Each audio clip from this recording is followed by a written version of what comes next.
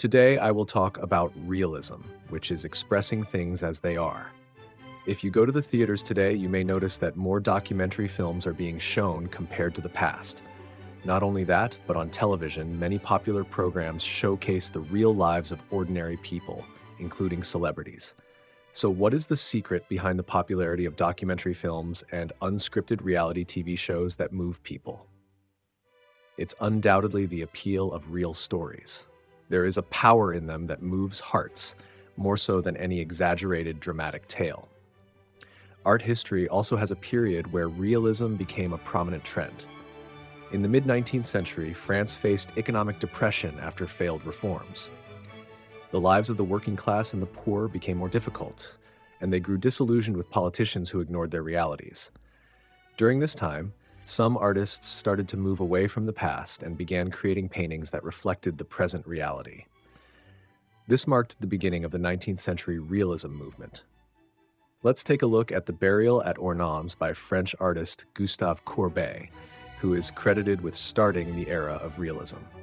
What do you think of it? It might not seem particularly unusual to us today, but at the time it was quite different. When this painting was first displayed at the Paris Salon in 1850, critics harshly criticized both Courbet and his work. The reason for the criticism was this: why paint such an ordinary scene on such a large scale? To put it bluntly, they considered it ugly.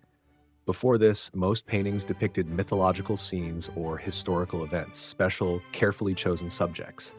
But Courbet painted an everyday rural funeral scene, and he did so on a canvas that was 3 meters tall and 7 meters wide. Critics were taken aback by this. However, Courbet had a different perspective.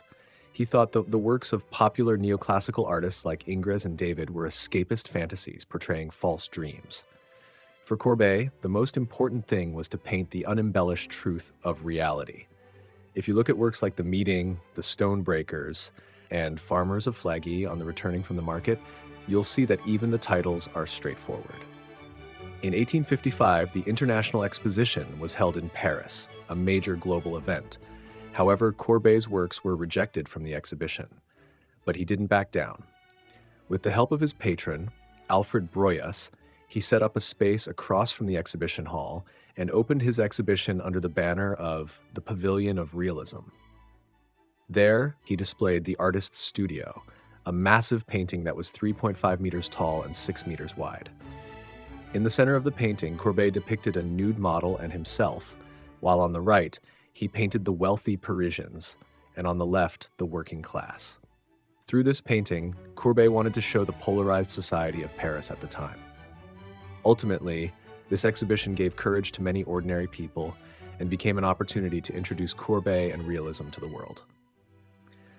Next, let's look at another iconic realist French artist, Honoré Daumier, and his painting Third Class Carriage.